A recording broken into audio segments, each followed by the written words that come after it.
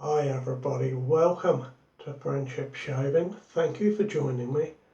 I'm shaving with a rhodium plated razor today from 1935. I'm really pleased to find this set. It's absolutely immaculate. You can see I've got the instructions there for the Valet Auto Strop. And the most interesting thing that I found in the set, which has hardly been used, if at all, is this little tag that says that the razor is rhodium plated. Thought that was fantastic. So here we are. We've got a vintage razor that takes a modern blade. Apparently most of these take a feather single edge blade. You will be quite unlucky if you get one that doesn't. But maybe you can see there are 4 little holes in this plate here that holds the blade. This little lever pushes the guard plate down and allows that to open that little bit there, then unclips and opens a hinge and the blade slots in, and I've got it in there ready to go.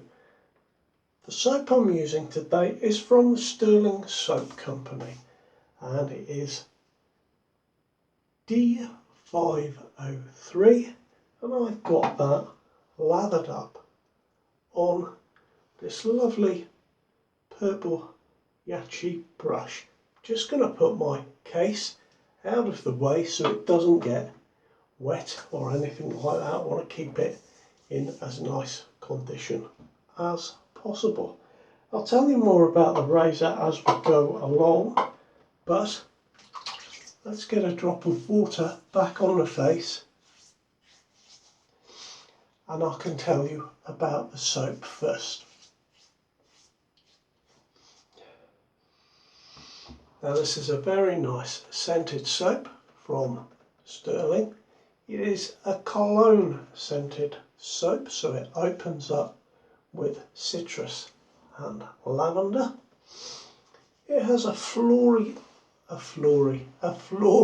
earthy middle of geranium, rose, dried fruit and oak moss, and then in the base notes it settles down to sandalwood, tonka and something called Evernil.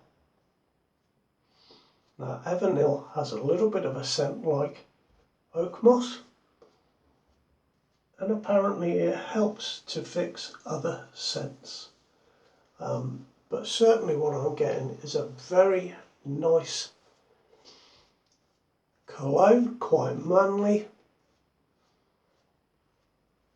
very nicely scented. What you get from Stirling, the Stirling Soap Company, is 3 things. You get lots of choice, they do lots of great soaps. You get great quality,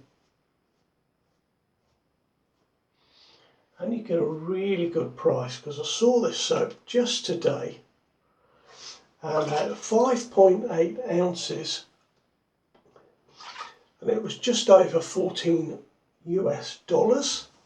Or you can buy the refill only, and that was about $11, a little bit over that. Or you can get a 1 ounce sample bar and that was $4. So there we are, great stuff from Stirling as always. Now, got my feather blade in there. Have I shown you which ones they are?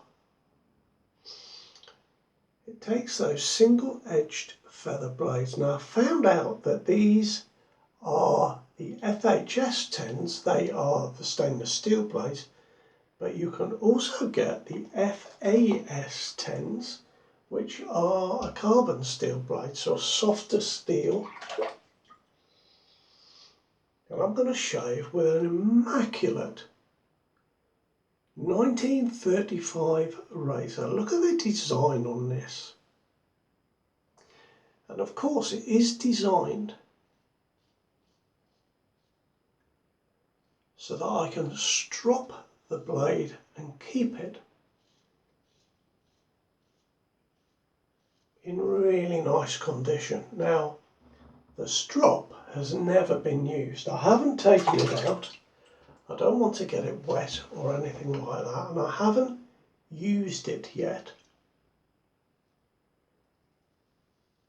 Simply because it's been sat in that case for just about 90 years. And I'm sure it's dry and it needs some conditioning. In the instruction booklet that I showed you, it recommends using lanolin.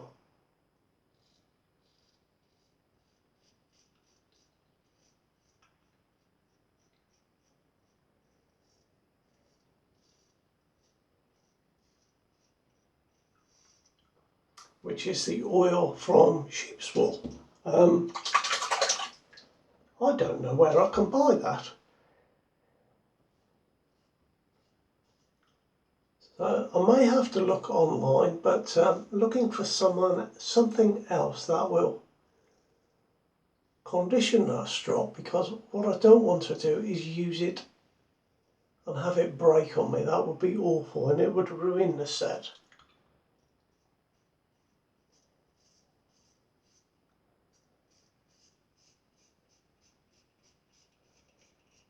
But it would be interesting to see, stropping it, how long a razor blade lasts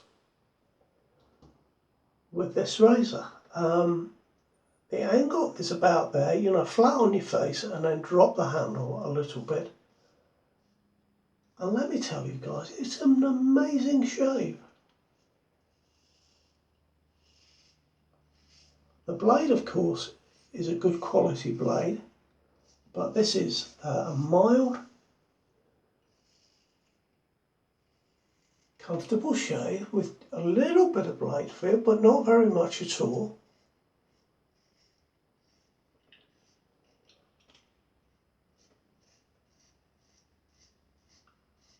And you know what, guys, for £10 it's actually turned out to be rather a brilliant buy. Definitely this is a keeper for me.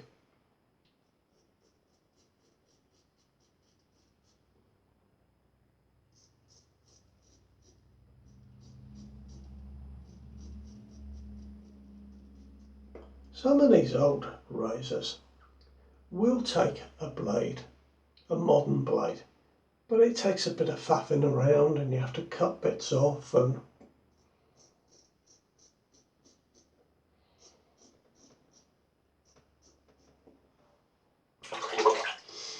I bought this because I like the look of it, and I bought it in the hope it would take a blade, and wouldn't you know it, it fitted straight in there. And this is my second shave with this razor and that blade. It's absolutely beautiful. I'm chuffed to bits, guys.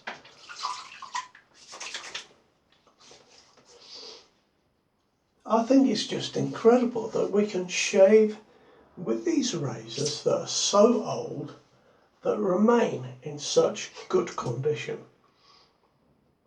And I was looking online today before I recorded this video. I was looking at these razors. There seem to be 3 types. One comes in same type of case as mine, but a metal chromed, I assume it's chrome, a chromed case, a shiny metal case. So that one is a number 50 set. Then there's mine with that black leather case, and that apparently is a standard number 1 set. But the standard number 1 set in 1935 appears to be a little bit different from earlier versions of the standard number 1 set. So perhaps I just updated it as I went along. And then I've seen another one just like mine, but with a lovely brown leather case.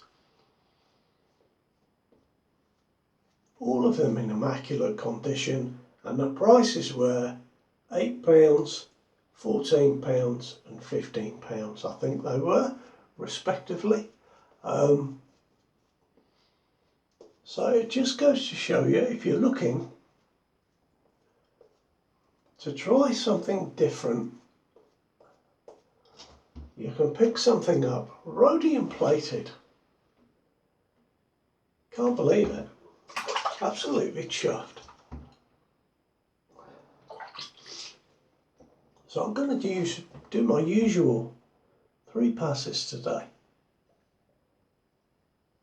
Now that there, that's the perfect angle. I've got it just right there.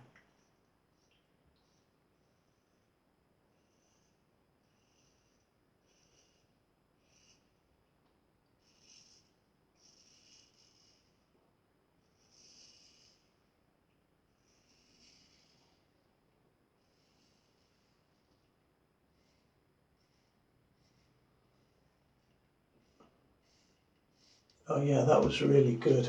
That was the perfect angle. You know, it's funny, isn't it? I always imagined before I got into shaving with a safety razor that the old razors wouldn't be very good, and well, how wrong can you be? Because all the vintage razors that I have and use are really, really excellent. All the vintage Gillettes, particularly.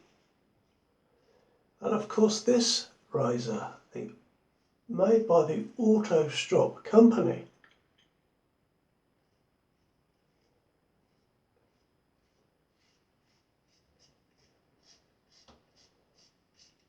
were Gillette's main rivals. And in 1930, Gillette were forced by patent and financial problems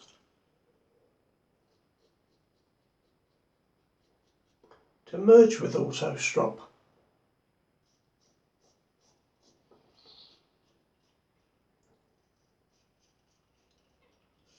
And while Auto Strop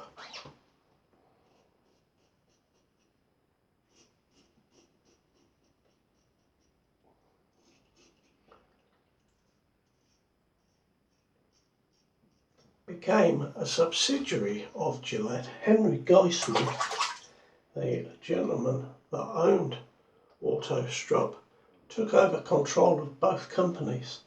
So that would have been right at the beginning of the Great Depression. Well, the Great Depression started to hit earlier than 1930, but you get the gist. And I tell you what, guys, that's 2 passes.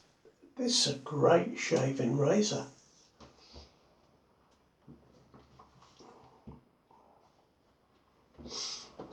There is one, just to let you know, there is one with a straight bar, a slightly different design, but that one is 1940s, 1941 to 46.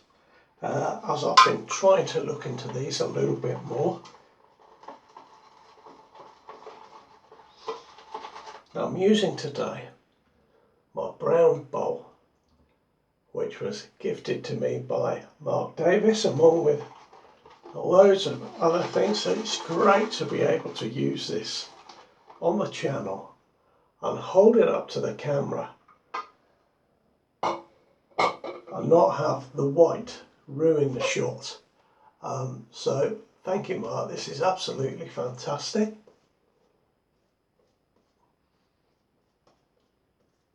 I've been asked to do a lather building tutorial, which I will do. I'll probably do that next week.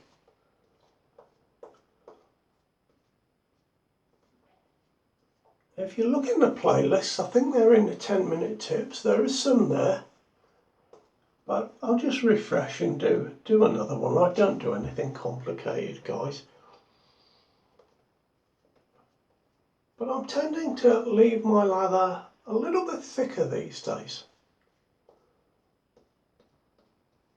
because the soaps are so good that I'm getting plenty of slickness without necessarily needing to add that extra water.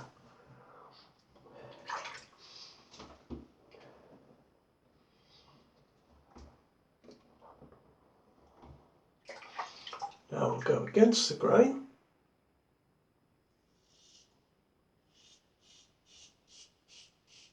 I don't know if you can hear that, but it's singing.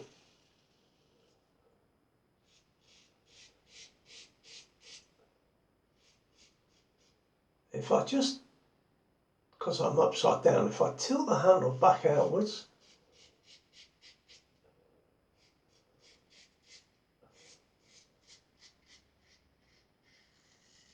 it makes a little bit of difference. It just takes a little while to get that exact cutting angle.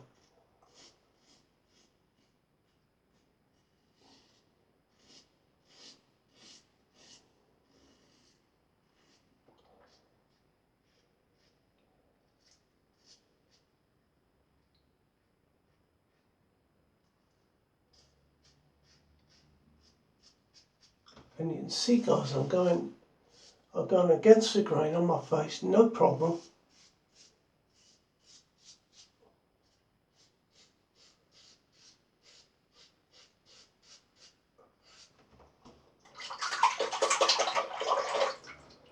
This is a nice razor, guys. If you like the idea of shaving with a vintage razor,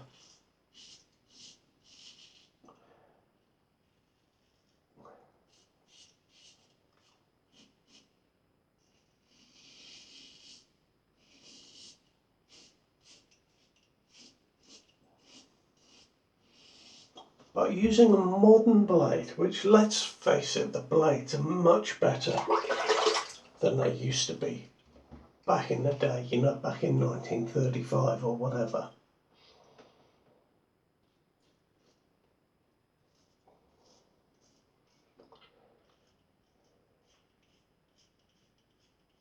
It might be worth you having a little look at something like this.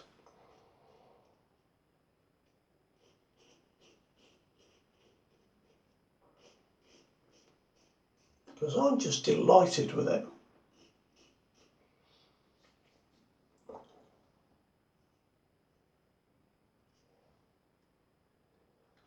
There we are, we'll stop there. Now what I like about this particularly is you can release the blade, take it to the tap, give it a good rinse. You can flip the blade out, and I have little magnets just set under here that I can put the blade on and let that dry. Let me take this out.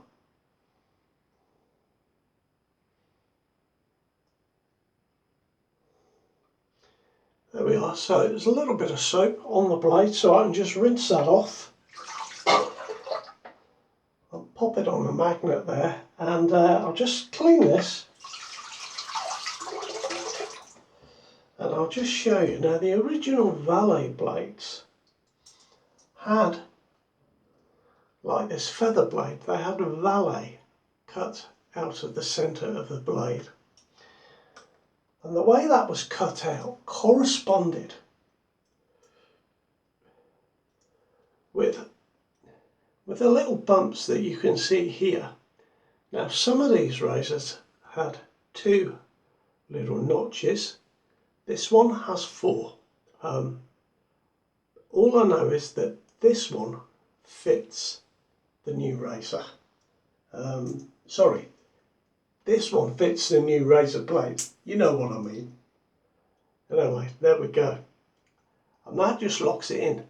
Apparently some of the old ones were able to use this bit to make the razor more or less aggressive, but that doesn't do it on this one. It just releases the guard and lets you get to the blade.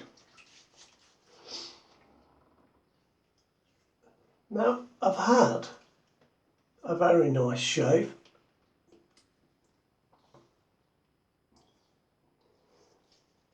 Yeah, I'm not BBS, but I've had a very comfortable, very nice shave. Simple as that. Pretty good down here on my awkward bit. Just a nice razor, guys. Nice and mild. I'm chuffed to bits with that, honestly. So today I'm going to use, he says, reaching across, going to use two things. I'm trying to use up my Nivea because I seem to have a lot of it. And it bloody lasts forever. Which is okay because it's really not expensive, but I'd like to use it up and get something different in the day. So I've got my Nivea. I'm just going to add a drop of Davidoff Cool Water Aftershave Splash, and it is the aftershave rather than the ED2. And we'll put that on. That feels glorious, actually. And that is my shave for today. Thank you for joining me for a shave with a razor from 1935. Rhodium plated for 10 quid. Get on. Take good care. Look after yourselves. And I'll see you next time around. Bye bye now.